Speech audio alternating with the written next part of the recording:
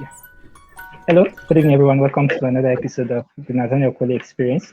We have with us here Muna Ejieji. Right, Muna is an entrepreneur and a good friend as well. We've been friends for like 3 years now, and he's been a wonderful person. Um, as an entrepreneur, you face a lot of challenges and problems, and especially in the environment like Nigeria, you have a lot to battle with, a lot of systems, a lot of things that have to do with the market, and then even policy and other government influence that might affect your business or your idea in one place or the other. So those are challenges that business people in Africa, especially Nigeria, face. And in a country like this, youths are actually at the forefront of expectations that they want for themselves, what they want to achieve. So, but then it seems most times that there's usually hard times, and people are looking for a way. How should they approach hard times, and what should be the way to go about it? That's what we'll be talking about today. And Mona is going to be sharing a lot with us about his experiences and then the lessons he has learned from perseverance and how perseverance can help us to become better individuals, better youth, and better business people. So, welcome once again, Muna. Thank you, Nathaniel, for having me. I really appreciate being here. Thank you so much. Yeah, it's good to have you. So, please, can you just walk us through your journey a little bit? So what part of the journey? Because it's been a very long 26 years. Yeah, what part of the journey? Yeah, so just your life journey. So I pretty much grew up in from a very closely knit family. A dad that's a hustler, a mom that's a hustler. Um, And then, things were fairly easy growing up, I would say. Not we were able to get everything that we needed from our parents, and things literally moved as they were meant to. From primary school to secondary school to university, there wasn't any sort of breaks in between, and for that, I really, really appreciate my parents for that. Um, but then, once you're even whilst in school, I think in university was when I first had my first trying experience. I think typically you'd expect that just as easy as primary school and secondary school you'd expect university to just go as seamless. I thought I was one of the smartest people in the class, and so in my final year when I had to defer my graduation by a year because of one really difficult course. I realized that I wasn't, what I thought I was for a very long time. And it gave me humility. One of the most important things I took out of that experience was humility, that you're not the smartest person in the room. And even if you are, you don't need to put it in everyone's face. It was a really enlightening experience. And then, after that, going into business, I think, there's been a lot more learning from that. So I would say overall, I'm happy where I am now, to be honest. All right, interesting. So you did talk about how pretty much you had a very smooth background, like primary and secondary school, but then at university you get to actually face another aspect of life. And then it seems like, hey, this might not always go my way, like things might not always be smooth. So you encounter some kind of setbacks, just like you mentioned. How did you really feel at that point, being faced with something that had never happened to you before? So it was a really trying experience, you know, because this is for something I was never expecting in the first place. This was an experience I was never used to. I was never the person at the bottom of the class. Neither was I the person that was asked to wait until to repeat a class. So that was really trying for me. It made me really doubt myself in very, very deep ways. But also it made me aware that humility is very, very important. If you're in a place where you think you're better than everyone else, there's some sort of ignorance that comes with that, because I feel like beyond just academics, people have other skills that they bring to the table, and then realizing that, beyond engineering, there are other things that I could do, also get that sort of experience gave me that enlightenment, as I would put it. Okay, you studied engineering in the university, and then you came back to Nigeria, and you said, "No, I'm not going to do engineering." So, what really changed your mind? So it was not as a result of not how will I say, I came back to Nigeria and I did practice engineering for I would say a couple of months, let's say 7 months. But being on site, I realized that possibly that was not how I wanted to start my career. I didn't want to put my livelihoods in the hands of other people, especially when um, I felt I wasn't learning anything new, and obviously challenges with the Nigerian construction industry. A lot of hazards that occur on sites that people just overlook, and obviously gives rise to accidents and deaths that could have been otherwise avoided. So I think a combination of just seeing the kind of state the Nigerian construction industry was, um, and obviously the realization that that might not be where I needed to start. It's not like I do not love engineering. I do. I do love engineering a lot, but I felt I could be doing something different. Yeah. Amazing, amazing. So, the other day, I think a mutual friend of ours say, "Ah, Muna, you're young, oh," right?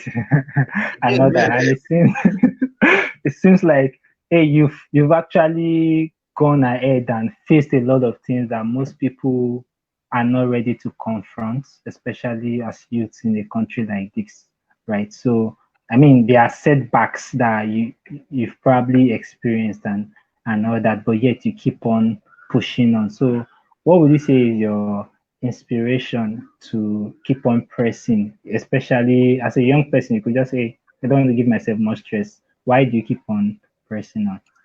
So I grew up in a family of really dedicated individuals. My mom and my dad. Their own story is enough inspiration for me. They didn't start they went from wealthy backgrounds, but they were able to build themselves to where it is now.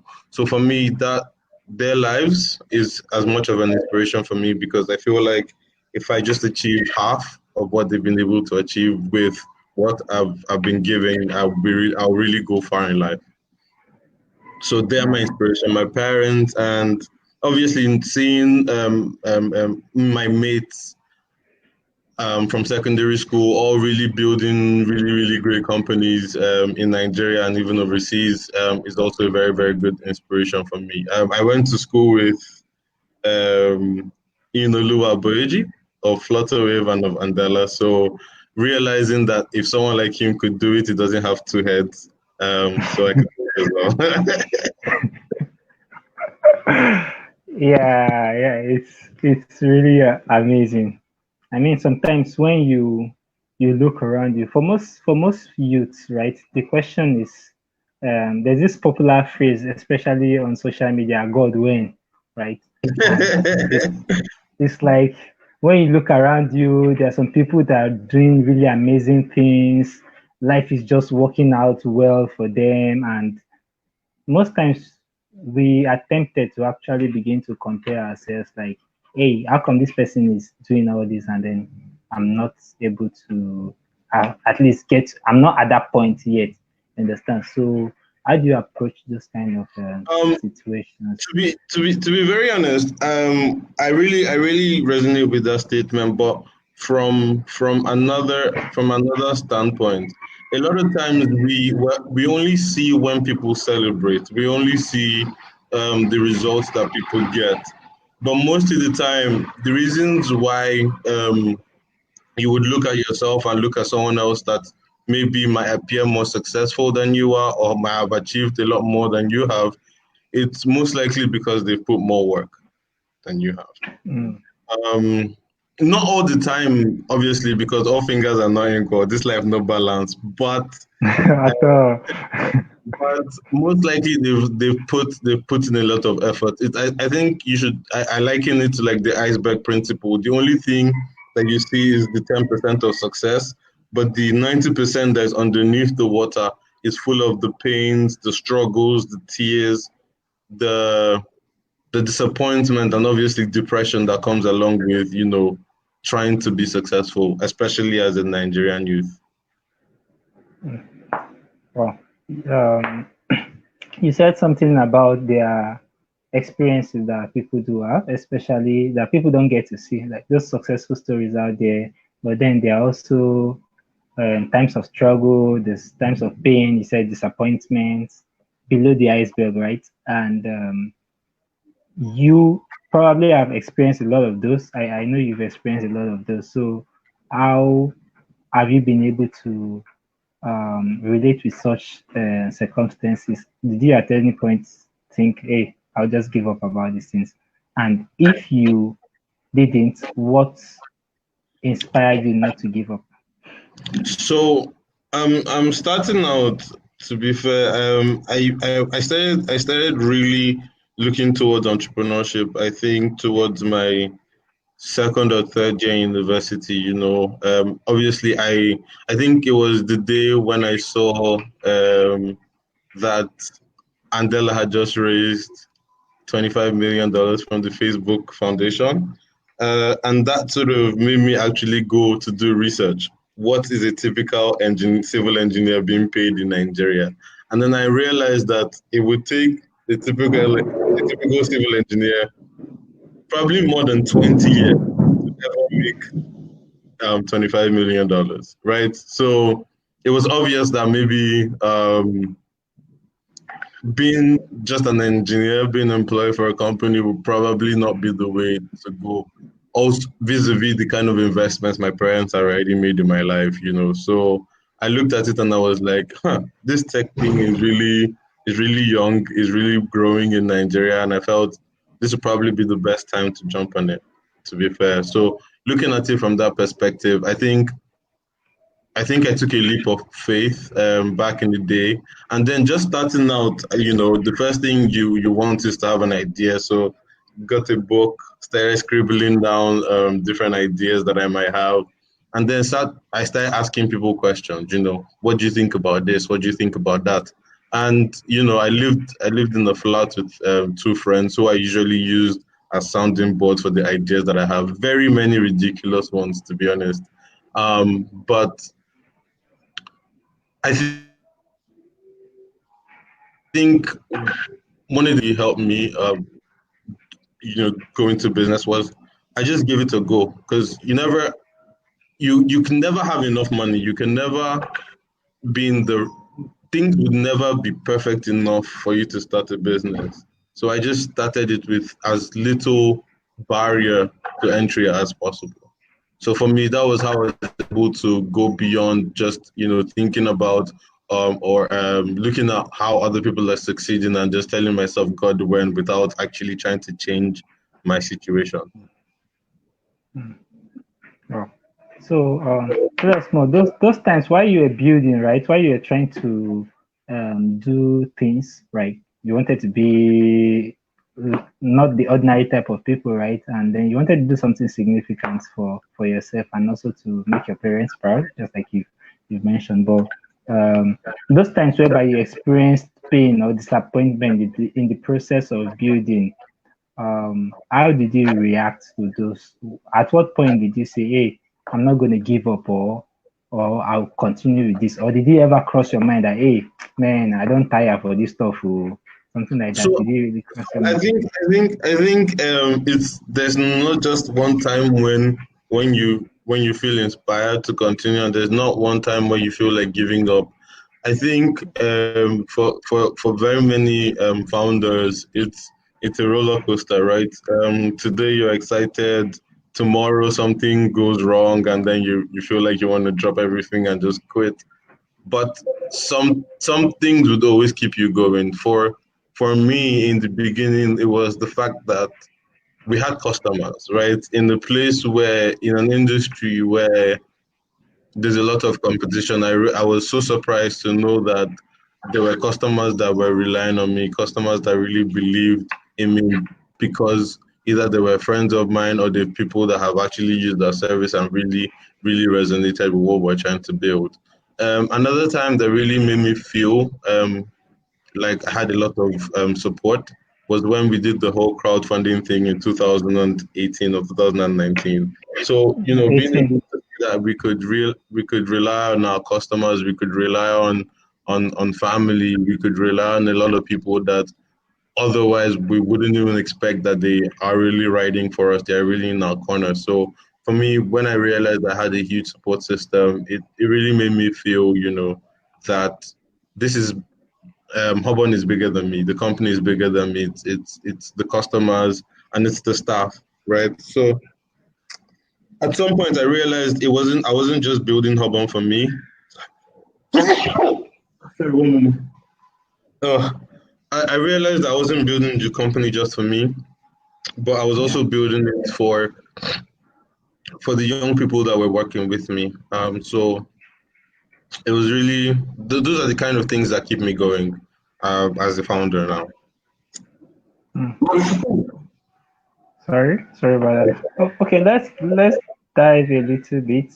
You've talked about business and the things that encourage you not to give up. So you know there are a lot of people dependent on you, right? There are a lot of people that hey, you're working to actually satisfy customers and all that. But Mhm. apart from business, in your personal life, have you also, using that same logical question, have you ever experienced times like that that not in business this time, but in personal life, whereby you like, hey, I, I know do again. I'm not gonna do this anymore, right? And then you say no.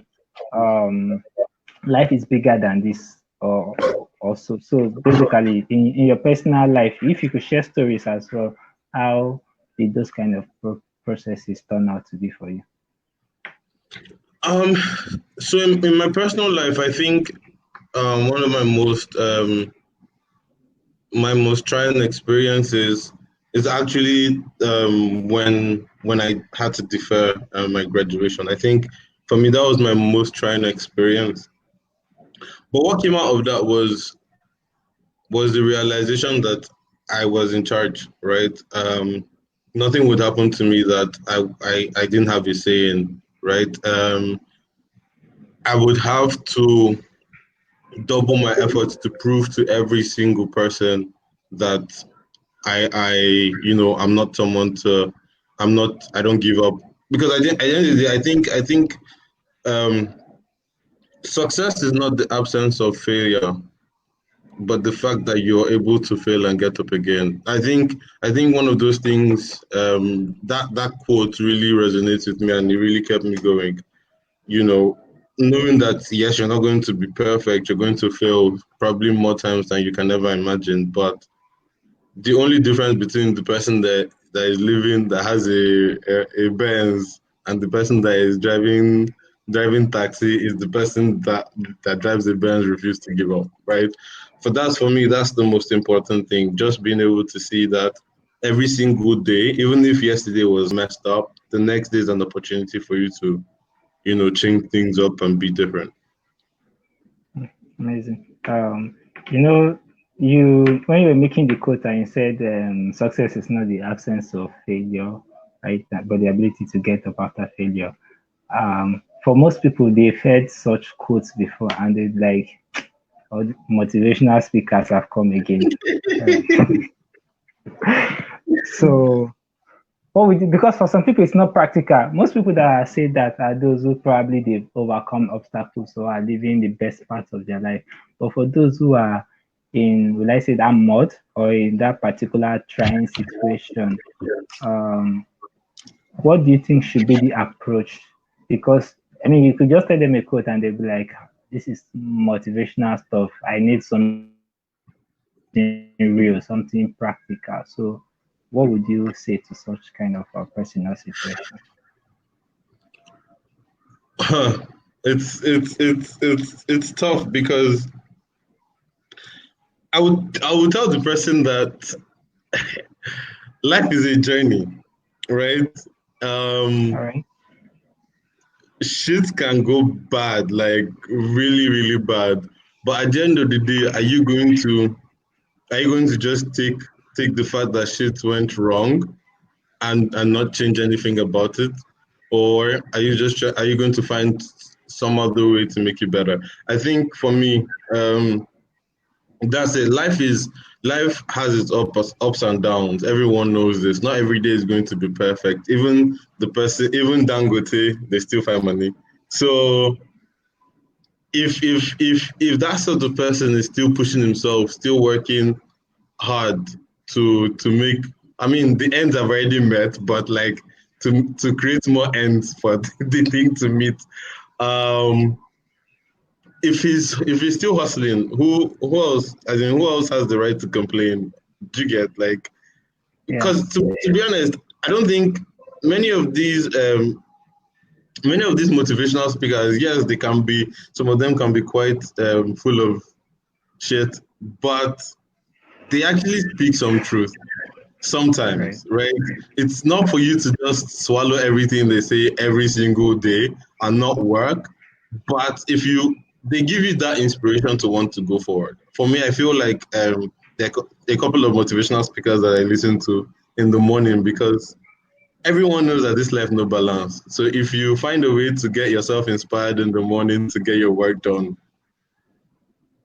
and it works for you, fine. If you think motivational speakers don't work, listen to Burna Boy. He tells you the same truth. So yeah, to be honest, I don't know. I feel like people would fail. You would always fail, but what do you want to do about it? Do you want to sit down and complain that Nigeria is a terrible place that everybody knows, and you're going to sing the same music with every other hundred and something million poor people in the country, or are you going to do something different about it? Mm. I don't know what to say to any other. I don't think I have any other things to say to people that are looking for some sort of inspiration. Well, you've raised a very valid solution, right? As an entrepreneur, you're focused on providing solutions. So from most of our conversations, you've been saying, "Hey, don't look at the problem too much. Focus on solutions." And one of the solutions you actually mentioned is, "Hey, just get to work. Don't rely on excuses. Excuses have never worked for anybody, right? So just Mhm. get to work and just do what needs to be done." Um, but then there are also some people who might have held on to that and they keep trying and they keep trying. And at some point, it seems like they're at a dead end. And it seems no matter what they try, it's just not working. I mean, some people actually experience such even in business, whereby you keep trying different strategies and different strategies. It seems as if there's no product market fit and nothing just seems to be working. So at this point, it might be more like a dead end. So how do people relate with those kind of points where they're like, "Hey, I'm anting off, I'm training it over, I'm giving up." What should be the attitude of people towards that? Not just in business, even in personal life. Okay, so in terms of business, I feel it's okay. It's okay to quit a business and start another one, because obviously Okay. you can take a donkey to the stream, but if the donkey doesn't want to drink water, there's nothing you can do. You've done everything right. If the market doesn't respond to it, or the market doesn't want it, or just a little part of the market wants it, that means there might not be enough opportunity for it. Hmm. But I mean, there are lots of companies that I know that started businesses well ahead of the market. The market wasn't ready for the kind of solution that they were trying to bring. So some of them, lucky enough to raise enough venture funding, and they're still waiting for the market to be ripe enough for the kind of products that they were offering to the market. So, like companies like Iroko, people buy when Iroko came out. People used to buy Nigerian movies in CDs. People used to share it. You could take a Nigerian movie CD from your friend, uh, and play it in your own house, right, on your own CD tape. But they've come in with a new provision, providing people movies on demand. It's not been. I would say that their journey has been definitely difficult. They've tried different channels to acquire customers, but they haven't they haven't given up, right? They're relying on the fact that at some point the market will be ready. So I think is either one, you realize there's no opportunity and you find an opportunity somewhere else, or two, that you know that this thing is going to work, probably not now, but in the future. But that means you just need to make sure that you're getting the customers that are already ready and waiting for the ones that are not yet ready for the market for your product to be ready for it. From a business perspective. It's really applicable. I mean, if something is not working and you've tried every strategy possible, you can just try something else. But then, can we say you can apply that same strategy to personal life, probably personal goals, personal relationships, and all that? What do you think people should do? Yeah, I mean, so for example, if I went the route of getting a job, right? I'll get a job that I feel that I'm going to learn something from. I would get a job that I feel that probably would pay me decent wages for the kind of work I was giving them, right?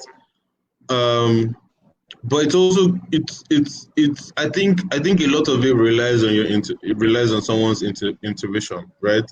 When do you realize that maybe this job I'm in is a dead end job? When do you realize that you have the skills necessary to qualify for a better job, right? And so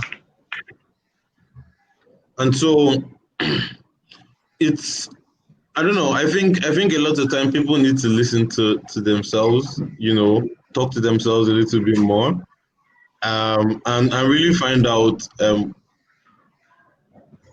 where am I? Like people, a lot of times I feel people always move with the motions. People are always constantly moving without actually sitting back to ask them to take stock. So for someone like me, at the end of the year or at the beginning of every year, I take stock. Then what did I do this year? Was it good enough? This business I've been doing, is it worth my time? Should I put more effort next year? What can I do differently? But a lot of times you see that people might be in jobs for 6-7 years, no salary increase, obviously because of the clear fear that if I leave this job, is there going to be another one outside? But then people need to always constantly yearn for better. People, because without life is nothing without hope. If you don't think you're going to be better, if you don't think you're going to do better in future, what's the point?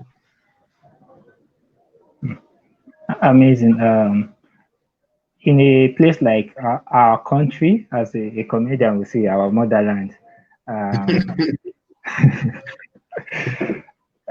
resources are kind of scarce. So the little available resources, a lot of people are fighting hard just to get that. You talked about hope, right? Aiming for something better, taking a stock of your personal goals and then working towards it. And then for some people, it seems like there's no option. I mean, there are a lot of people that have been looking for jobs for forever, and they are not getting jobs, right? Probably they want to achieve, or maybe even in their relationship, romantic relationships as well, like right, left, center, they're just being, let's say, boxed. Right. So what do you think should be approached? Because sometimes environment matters a lot, and in our particular environments, sometimes it seems like the status quo is for things not to work. So what should people do in an environment whereby whatever you try to do, it seems like it's not working? How do you approach life then when every other person is not just working around them as well, just like you? So what do you think should be the response? Okay. First, I would say turn to God in prayer, right? I personally believe that there is nothing impossible with God. Um, Mm. I mean, take for example, both of us qualified for Tony Elumelu's $5,000 grant in 2017, right? Who were we? Like just thinking about it, was it that our business ideas were better than other people's? There was nothing that was really different between like us and the next person that didn't get the funding. So sometimes I feel that if there's something, I think it says ready, you success is when readiness meets opportunity. So a lot of times I feel like people feel that they're in a rut because they haven't. So I don't want to seem a bit, I don't want to seem like as if I'm not empathetic of other people's challenges. Yeah. Um because things can be really tough. I agree that a lot of times people feel like they're in a rut. And to be very honest, I felt like that last year. I felt things weren't moving as I expected. I felt my business wasn't growing as much as I wanted it to be. I felt there was there was more innovative businesses that were coming up, and it was a business that anybody could just buy two bikes today and decide to start their business, right? So Mm. there's one of the major reasons why I decided to come to Mest, right? To see whether there was something more I could learn in terms of how to manage my business more properly, whether there were skills in terms of technology that I could develop so that when I come back, there could be something different that I could apply to the business. So for me, I look at whenever I feel like I'm in a rut, the most important thing for me is to take a step back and ask myself real questions. Why aren't things better? Are there things that I can do to make things better? And for me at that point in 2019, around like the whole of 2019, I felt I needed to improve myself. Maybe I had reached my personal limits. This was a business that I started when I was just fresh from university. Fresh No, guy. no, no business. I would say very, very, I mean, decent work experience, but not much business experience. And Mm. so I felt this was the time for me to get some sort of education, some sort of background knowledge in business. This was not some, although I mean, yes, we did TF business plan and the 12 weeks training and whatnot, but I felt there was something more, there was something missing. How can I improve myself? And so for me, I think whenever people find themselves in a rut, they need to find out things that they can do better. If it's a thing where you've been waiting for a job for a couple of years, given the Nigerian situation, maybe you're not supposed to be there. You're not supposed to be looking for that job. Maybe there are some things that you could be doing with your life in between. But I wouldn't say in between because I see a lot of people that have good businesses on that they're running, but most of them handle those businesses as if they are side hustles pending when they get a job, right? So you would always hear, I'm just doing this small thing whilst I wait for a job. If you don't, if that thing in your mind is small, it will always remain small. Mm. Do you get? So I feel like a lot of times, if the opportunity doesn't present itself, what do you do about it? Do you? I know a lot of people that responded that way by leaving the country and getting jobs elsewhere, right? Because at the end of the day, your country shouldn't limit you. If Nigeria is not providing the opportunities that you need, and you feel that a job is what you want, go get it somewhere else, right? Although it's not it's not easy like that to just say, oh, I want to get a job in the US and I'm just going to leave Nigeria like that. Obviously, but you need to do the research necessary for that.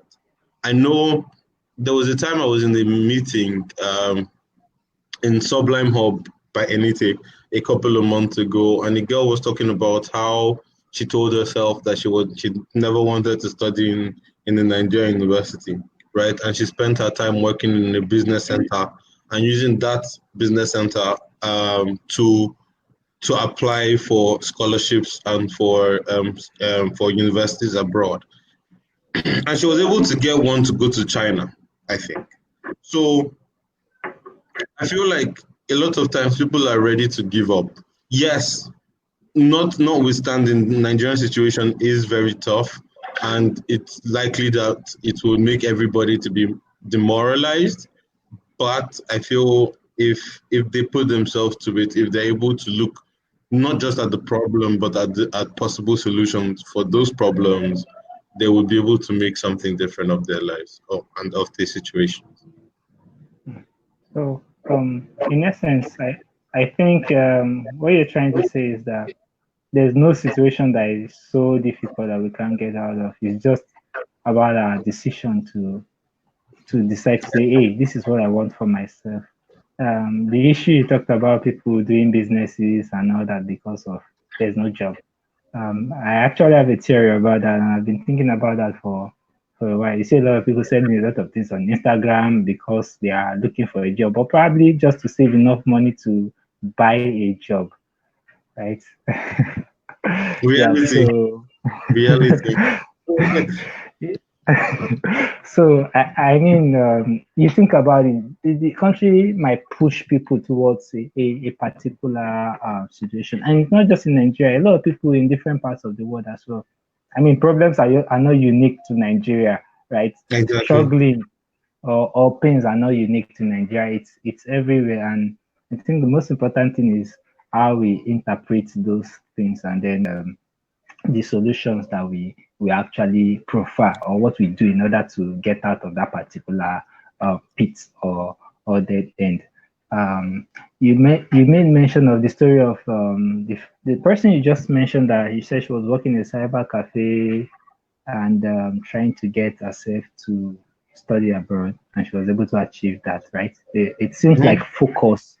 focus, right? She was focused that, hey, I'm going to be in this cyber cafe, I'm going to be applying for scholarships and all that. So what do you think? I mean, she was facing a hard time. Probably she didn't have enough money to be able to sponsor herself to study outside Nigeria, but she was determined and focused on what she really wanted. So it seems like focus is part of perseverance. So what other things do you think can really help people to actually get out of dead ends or get out of the pits, if I can use that word? You could So share a personal experience, probably on maybe how you've been able to apply some principles to get you out of there. I can't remember what game it is, but there's this game where they are different. They want you to start from a particular point and end up at a particular point, and you have to draw a line. If you get to a particular place, maybe you draw that line and you realize it's a dead end, right? And you have to Mm, actually find the route from the starting point to the ending point. And that's why I see the way life is, right? You might think maybe you're going to be a great banker, right? And you study a degree in banking and finance, and then you realize, oh, I've studied this banking and finance, but I don't have a job for it.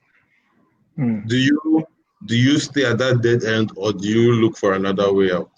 So for me, I studied civil engineering. I ended up running a delivery company.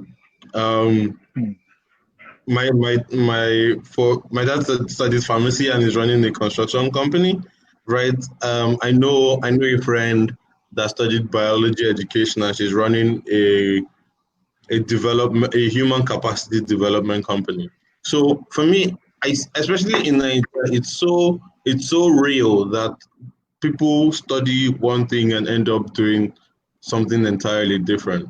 So I think the people need to be nimble on their feet in terms of like how they respond or adapt to certain situations, because things might never turn out the way you expect it to be.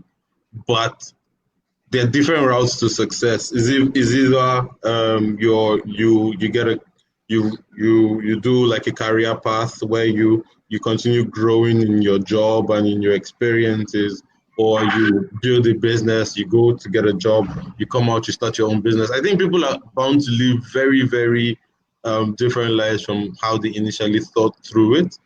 But then mm, that ability to be aware of your current situation, and if it's something you're not comfortable with, the ability to make a change. I think change is very important, and change is constant.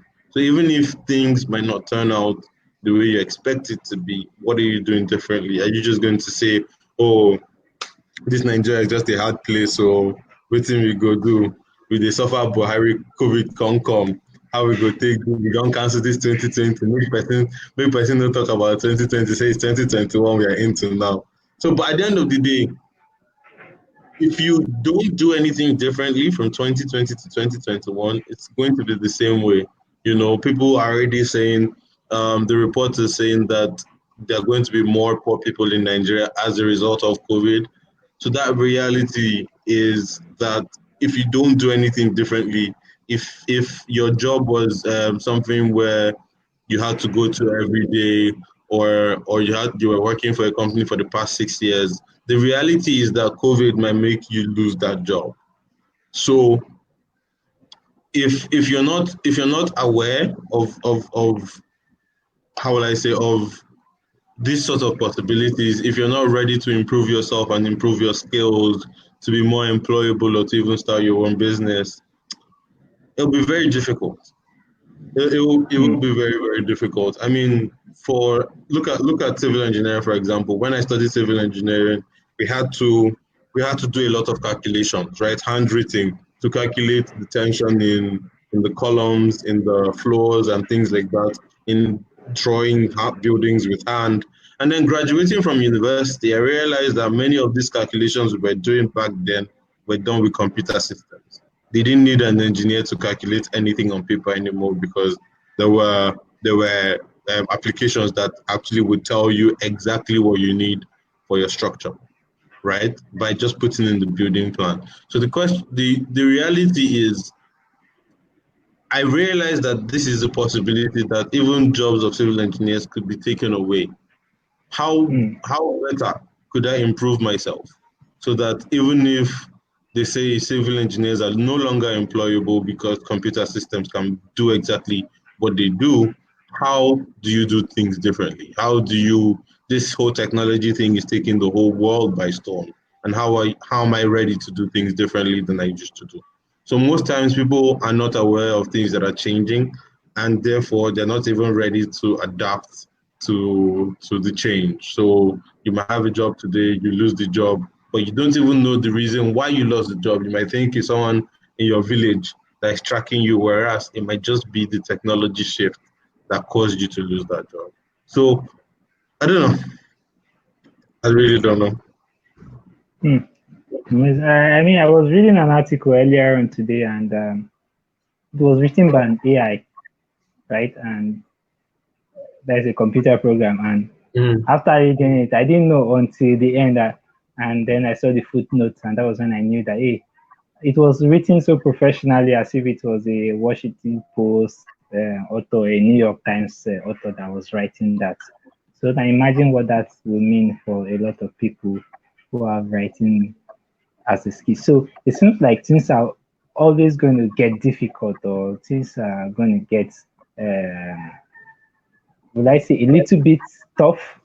But you've highlighted that we have to be intentional, right? You have to prioritize learning new things, improving yourself, self improvement.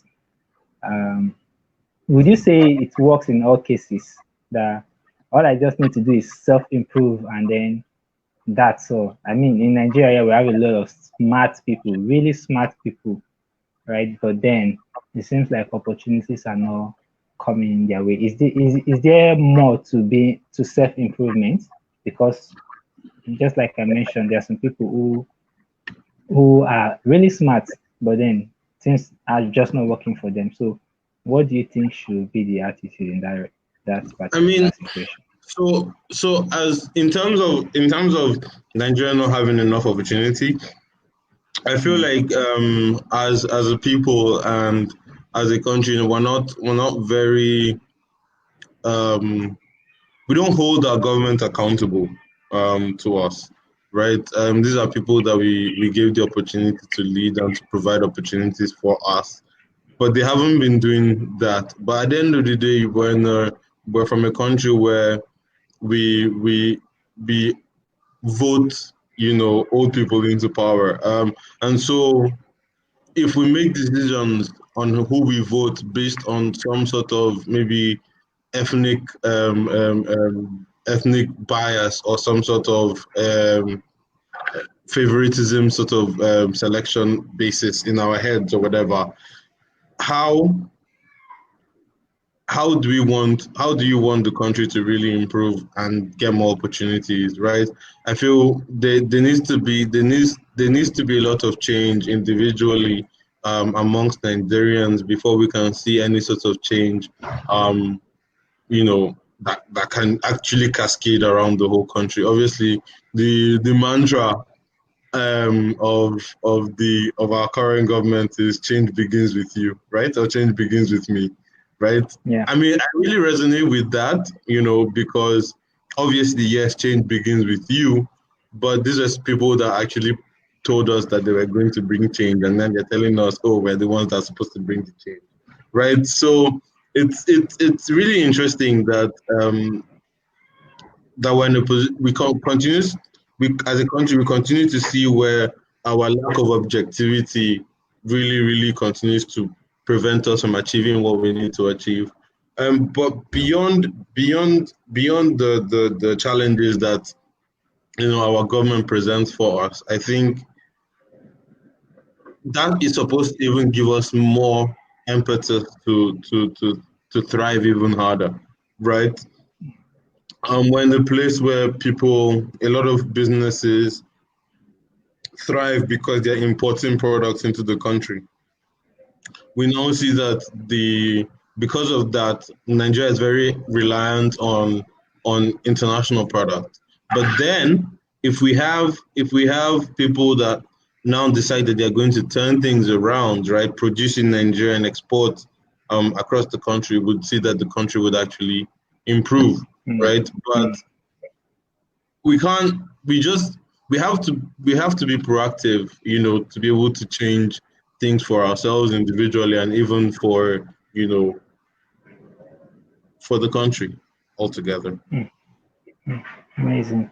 Linda dropped a comment. She talked about how dead ends are all too common, but then the most important thing is determination, right? So when you determine, you say, hey, no matter how many dead ends I actually face, I'm not going to give up. I'm going to push on. Like determination is actually going to be what would help people to actually come out of those dead ends. And I think I agree with that a lot because we can't continue to sit back and complain, and as some people will say, wailing, right? We can't continue to be wailers and then you expect any change. So I think it's really important. But then when we are about to look at some of the things, I mean, you've talked about some of the trying times you have experienced personally, right? Especially in your final year in school and then when you started to run your business and all that. Comparing that with maybe your earlier years when things were much more better, um, what lessons would you say you've actually, especially remarkable lessons, would you say you've actually come to understand from comparing those two phases of your life, right? The times when things were pretty much good, and then the times when things were pretty much rough. What lessons would you say you derived, and how has that helped you in your life so far? So there's a quote I always tell my friends that this life is a pot of beans, right? At some point you're at the bottom and you're enjoying all the spices, and at some point you're just going to be at the top, ready for somebody to eat you up. But then life always revolves, right? Today might be a good day, tomorrow might be a tough day. But I think that's where the fullness of life is. If you're always rich, you'll probably not even enjoy the riches as much. But if you are poor, you will appreciate how much rich, like what it is to be rich. And if you're sad, you then appreciate how much it is to be happy.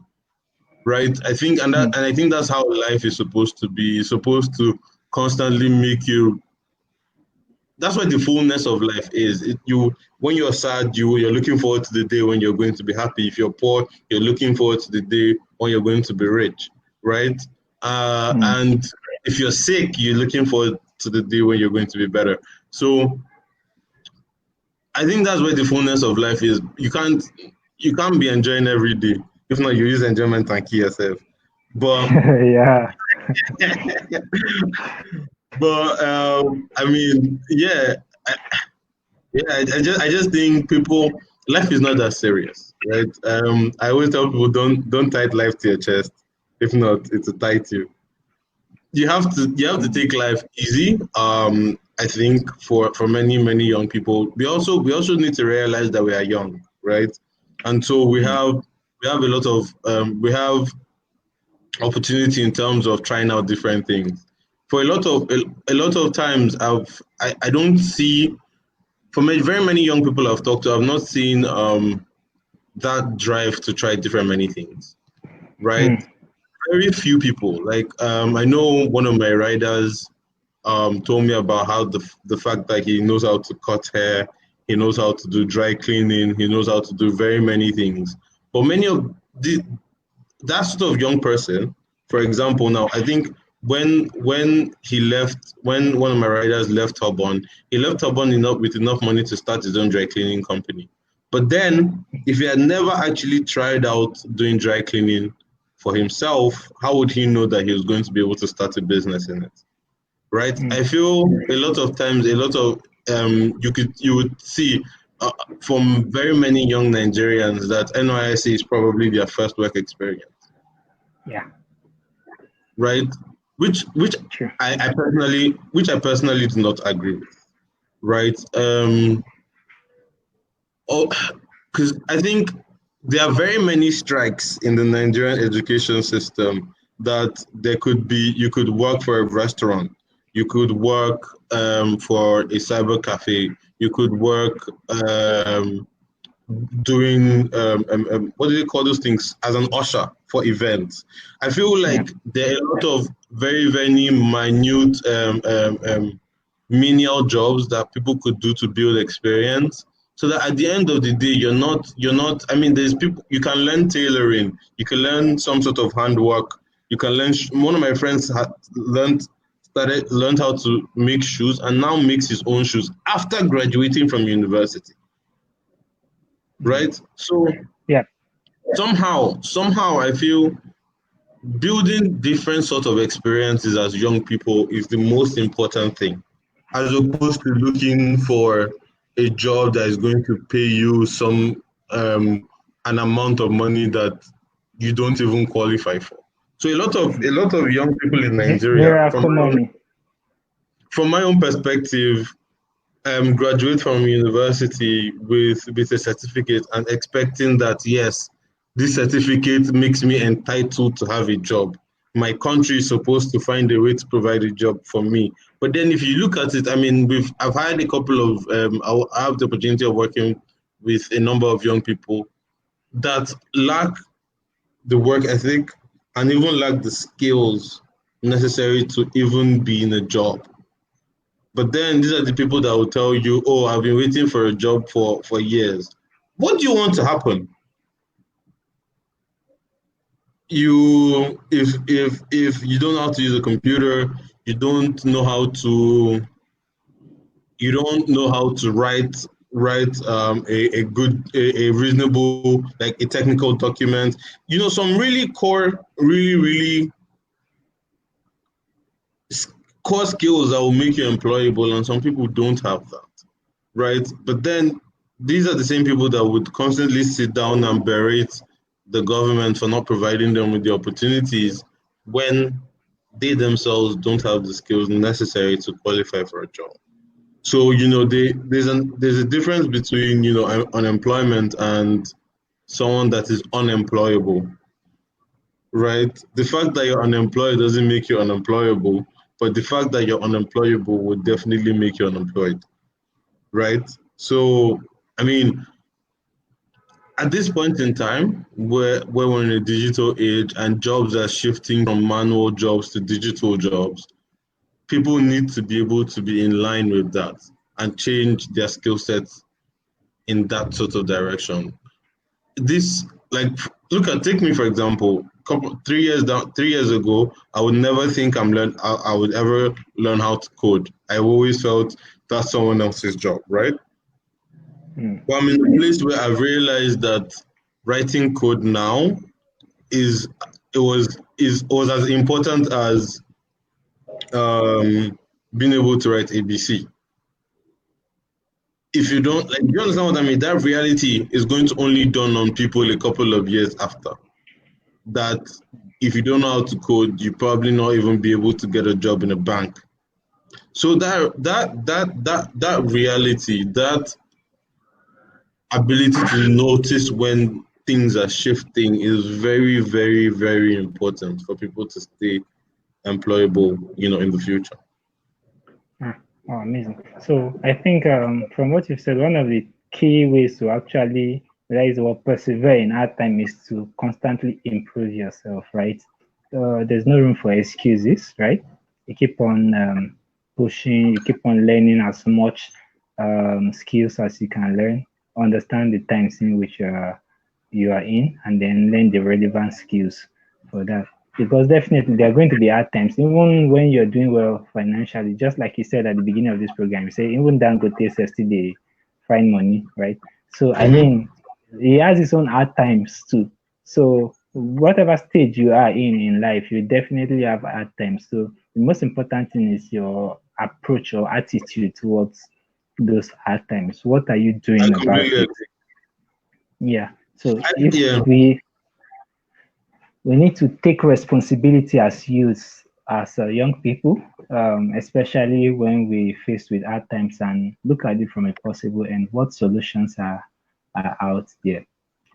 Which leads me to another question, and which is when you look at your life, or probably look at the life of many youths, what would you say the future holds for us, and how can we position ourselves to meet those future expectations? So, as a young person myself, I feel like the opportunities, going forward are going to be really amazing. One of such reasons is that now young people in Nigeria can earn money from people abroad, right? So you're no longer being caged to your own country's economy, right? There's a huge freelancer or gig economy going on now, where you can be in Nigeria and you're working for companies abroad. Companies that Angela have shown us that these things are very, very possible. And so if you're not comfortable with the kind of jobs available within the country, how can you get yourself to a stage where you can be in Nigeria and earn money from companies abroad, right? I know a lot of my friends that write for international online platforms for magazines. Some of them that build that work as developers for international companies. And so these things are really, really possible. I feel that as young Nigerians, I think we need to explore more the opportunities that are available on the internet, because this would put us on a world stage almost instantly. We shouldn't be looking at things only from the Nigerian point of view, which obviously is very, how will I say, closed, right? Nigeria is a closed system. Probably, if God doesn't help us, the country might not be where we want it to be. But if we can position ourselves not just to sell our products and our services to people within the country, but finding a way to be able to offer services to people outside the country that have even more money to spend, right? Um, I feel that that's where the future is, where we can build companies that are serving people in other countries across the world, and we're then bringing in those hard-earned dollars into the country. I feel that that might be the best way for us to position ourselves as young people in the country, so that we do not we do not let the terrible things that are going on in our country to impede upon our own personal progress. Amazing. It's really been a wonderful time here. I mean, you've shared a lot of things from a practical perspective. I know the topic says persevering hard times, and what most people would expect is, hey, somebody can relate with what I am passing through. Yeah, but then the most important thing is your attitude. What are you doing about those hard times? How can you persevere? And persevere is not just about you saying, okay, I'll just stay anything that happens, right? I have a positive attitude, I'm a problem, but then you also have to look for a constant way to actually solve those problems. Those things that at times are not forever. Just like you said earlier, life is a roller coaster, right? So there are good times, there are bad times, there are times whereby things are really, really good, and times whereby you really, really struggle to get what you desire. So I think when we have a possible attitude and you have actually given a lot of ideas and a lot of practical steps we can take to become better, especially as youths and especially in terms of employment and business and living a better life financially. I believe we can do all that and become really better. So it's really been wonderful having Muna here. Thank you. Um, thank you so much for coming. Thank you, Uh, Nathaniel. Thank you. Thank you so much. yeah, you've been wonderful. So thank you everyone else for watching. We're already out of time. Look forward to next time we'll be having another episode of this program. We'll also have this video on YouTube so people can actually make reference to it at any point in time. Goodbye, everyone. Thank you, Nathaniel. Thank you, everyone. Goodbye.